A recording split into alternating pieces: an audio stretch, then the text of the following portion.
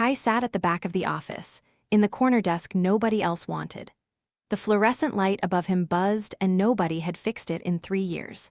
He had worked there long enough to know everyone's coffee order and short enough that most people still occasionally called him Kyle.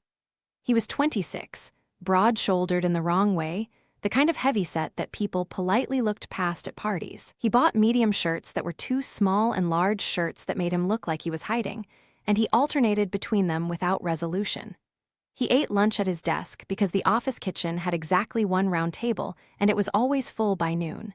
He did not mind this, or rather he had convinced himself he did not mind it, which was not the same thing. His work was quiet and competent. His manager, a lean man named Seth, praised him exactly twice a year during reviews and ignored him the other 363 days. Kai had a system for living this way. He took the long route to the bathroom so he would not have to pass the sales floor. He scheduled important emails for after 5 so nobody could reply until morning. He arrived 7 minutes early and left 7 minutes late, which meant he never had to share an elevator. He had built a life specifically designed to contain the minimum possible friction, and it worked, mostly, in the way that a life without much in it tends to work. On Friday afternoons, when the office cleared out, he would sit alone at his desk with the screen off for a few minutes, waiting for something he could not name. The company dinner was held at a restaurant on the 14th floor. Kai wore the one blazer he owned. He had pressed it himself, which had taken 40 minutes because he had not pressed anything in 2 years and kept creasing it wrong. He arrived on time, which turned out to be the wrong choice. Everyone else had come late enough to already be mid-conversation. He found a seat at the far end of the long table, between a project manager named Dani who was on her phone and an empty chair. The empty chair was later taken by a man from procurement who greeted everyone on his side of the table but not Kai's. The food was good. Kai ordered the cheapest thing on the menu out of a habit he had not bothered to examine, and ate it slowly, watching the room. Seth was at the center of it, as Seth always was, gesturing with a piece of bread, making people laugh in that easy way he had. A woman named Mara sat 2 seats from him. She laughed at something Seth said and turned by accident to catch Kai's eye. She looked at him for exactly 1 second, the polite, registering glance strangers give, and turned back. 1 second. He had counted. He was not a man people turned back to. He knew this the way he knew which elevator in his building was slower and which smelled faintly of something burnt. He ordered dessert and ate it alone, and took the train home and did not tell anyone about the dinner, because there was nothing in particular to report. He had joined a gym once before, 2 years earlier, and lasted 11 days. The machines were confusing in ways that felt embarrassing to admit, and the mirror wall made everything worse. He had spent most of those 11 days avoiding eye contact and waiting for equipment to free up rather than asking anyone to explain the adjustment levers. He rejoined in January, which was a mistake in terms of timing. January was when everyone joined. The gym full of people who looked as though they had been doing this for years and were only there now because they had promised themselves they would be. Kai learned the machines carefully, studying the diagrams, going early on Tuesday and Thursday mornings when it was quietest. He was making progress in the way that progress happens, slowly, privately, in increments too small for anyone else to notice. Then one Thursday in March, 2 men from the sales floor came in on their lunch break. They were loud in the way people are loud when they feel they own a room. Kai was on the treadmill. One of them glanced over, saw him, and said something in a low voice to the other. They were not looking at him when they laughed. They were already moving past. It was nothing. It was the kind of thing that should have been nothing. Kai got off the treadmill and went home and lay on his couch for a very long time without moving. He stared at the ceiling. The light through the window moved slowly across the wall. He thought about something his mother used to say about patience and decided it did not apply here. There was a birthday party for someone in accounts, held on a Saturday at a bar in the city. Kai was invited because he was on the email chain that went to the whole floor. He went because he had been telling himself for 6 months that he needed to get better at going. The bar was dark and loud, and full of people from the office who were different versions of themselves outside of work, looser, funnier, more interesting. Kai found a spot near the wall with a drink he did not want and watched. Mara was there. She was wearing something blue and laughing at something he could not hear. He had been building toward a natural conversation with her for 8 months, not pursuing anything, just constructing the possibility, shared references, small observations, a scaffolding only he knew existed. He crossed the room. He reached her in a break in the conversation, said her name, said something. He could not now remember what. She turned, registered him, said his name correctly for the first time he could recall, and then said brightly, helpfully, that he should meet her friend Dan, who was also into gaming. Dan was standing there. Kai was not into gaming. He owned one console he had not turned on in a year. She had handed him off.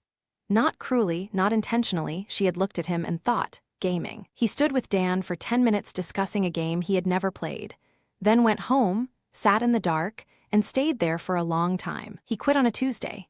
He typed the resignation letter at 6 in the morning and sent it before he could read it twice.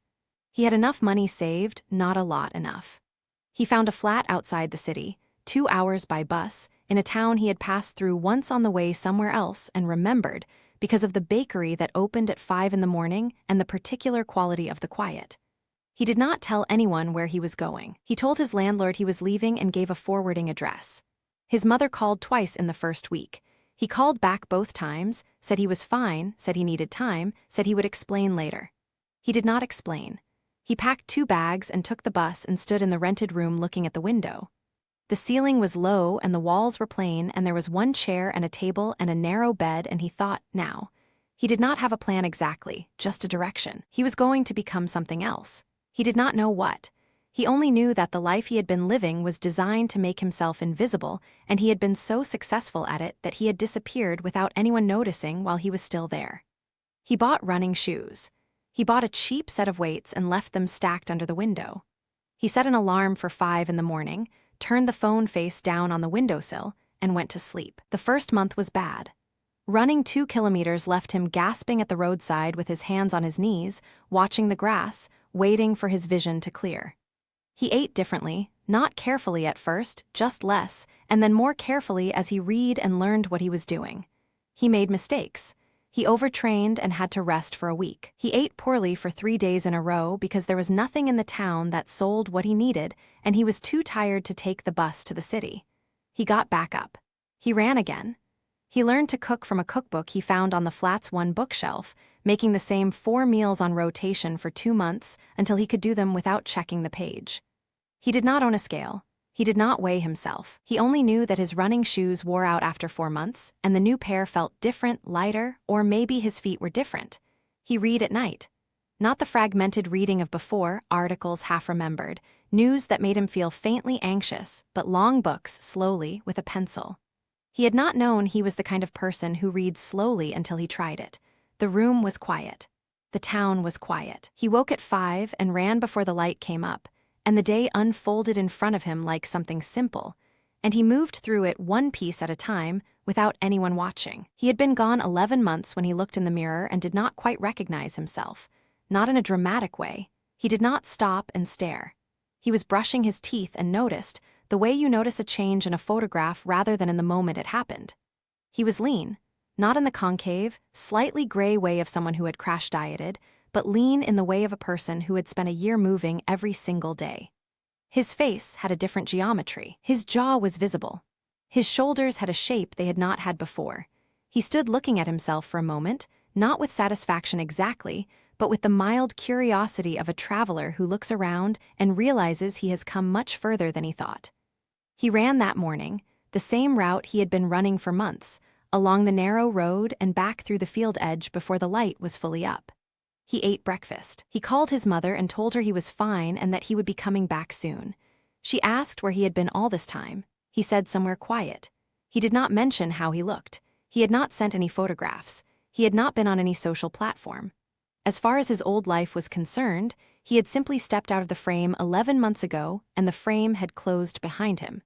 He went to bed early that night and lay in the dark and thought about going back. And it felt like a manageable thing. He came back on a Wednesday, which felt right because Wednesday has no particular weight. He took the bus and arrived in the evening and walked through the neighborhood where he used to live. Nothing had changed, and everything looked slightly smaller, the way rooms do when you return to a place after a long time. He stopped at the corner shop he used to use, the one with the slow self-checkout, and the owner who always said the same thing. The owner did not say anything to him. Kai scanned his items, paid, and walked out.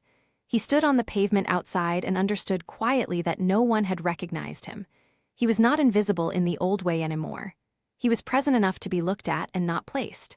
It was an odd feeling, not triumphant, just strange, like wearing a coat that once belonged to someone else and finding it fits perfectly now. He found a new flat, smaller than the old one but with a larger window. He unpacked his 2 bags, placed the weights under the new window, and set the alarm for 5 in the morning. He lay down on top of the covers, still dressed, and looked at the ceiling and thought, all right. The city was exactly what it had been. He was not exactly what he had been. Something would come of that, or it would not, but either way he was back. 3 weeks after returning, a woman stopped him on the street outside the newsagent. She had been in a yoga class he had attended briefly. 2 months before he quit the gym, she had corrected his form once on the second session. She looked at him for a long second, the way people look when they are trying to solve something they did not know needed solving. He helped her. He said his name. Her face changed. She said, of course, the hair, and gestured vaguely at all of him, unable to complete the sentence. He said he had been away for a while. She said he looked great, and the word great had something slightly uncertain in it, like she was not sure it was the right word, like she was still adjusting. He thanked her and went into the newsagent and bought a paper and stood at the counter, thinking about what it felt like to be recognized in pieces. 2 days later, a man from the gym, not one of the 2 from the treadmill, someone else, someone who had always been decent, stopped him on a corner. He said, wait, Kai? Kai said yes. The man looked at him for a long time and said nothing else, just shook his head a little, and they went their separate ways. Kai walked home and ate dinner and thought about how strange it was to re-enter a story that other people had apparently continued without him. Their lives had kept going. He had kept going too, just somewhere else, and now here they all were. He ran into Dani, the project manager who had been on her phone at the dinner, outside a coffee shop. She did not recognize him at first, which gave him a few seconds of standing on the street while she read a message on her phone before she looked up. She gave him the brief, polite look of someone who does not know a stranger. Then she looked again. Then a third time, harder, the second look people give when the first one has not resolved. She said his name slowly. Like a question, he confirmed it. Her mouth opened slightly. She asked where he had been, what he had done, the familiar flurry of questions that comes when someone tries to bridge a long gap in one short conversation. He answered honestly and briefly. Somewhere quiet, worked on himself, came back. She kept looking at him between sentences, each time as though checking whether he still matched the answer she was constructing. She said, you look, and stopped. Tried again, you are really different. He said he supposed he was. She seemed to want a numbered list, a program, a method, steps in the right order. He did not give her one, not because he was withholding anything, but because the explanation was 11 months long and 11 months is not a coffee conversation. They exchanged numbers. He doubted she would use his. She texted that evening, a short and genuine message, and he read it twice standing at the window before writing back. He saw Mara at the farmer's market on a Sunday, 3 months after coming back. She was at the tomato stall. He was at the tomato stall. He saw her first, which had never happened before. He had time to decide whether to close the distance or not. He closed it. She looked up when he stopped nearby. She gave him the polite, assessing look of someone placing a stranger in a public space. He let the moment sit. Then he said her name. She looked at him more carefully. He watched her go through it, the familiar sequence, the recalibration, the moment where the face settles like a photograph developing. She said, oh, and then, I did not, you look completely, and stopped there and left the sentence unfinished, which said everything.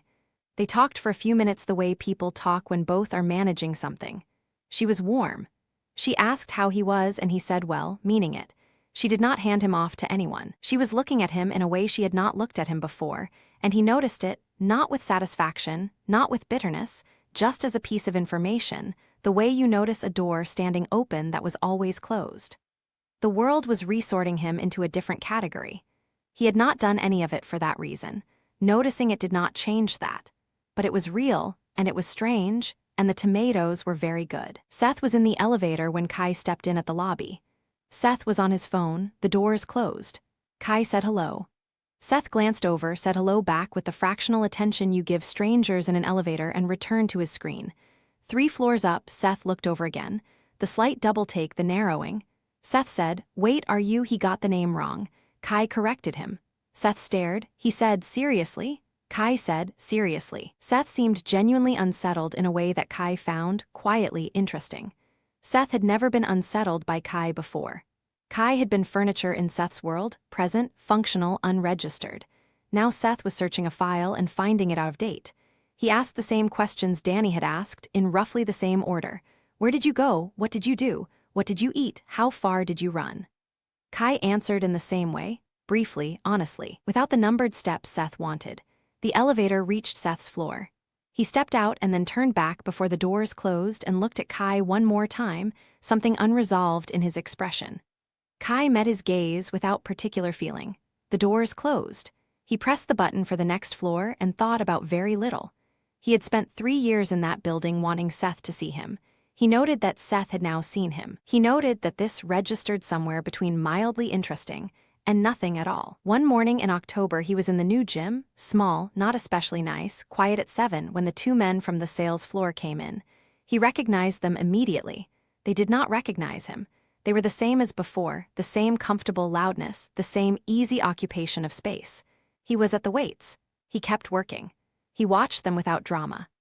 After a while, one noticed him watching and gave the standard nod, 2 people in the same room. Kai nodded back. After 10 minutes, the one who had spoken in a low voice that Thursday in March, the one who had not been looking when they laughed, glanced over again. He looked longer this time. Kai watched the recognition arrive in him, slow and uncertain, like bad weather coming from a distance. The man's posture shifted. He looked away. He did not come over. He did not say anything. He trained on his side of the room, and Kai trained on his side, and they left separately, without speaking.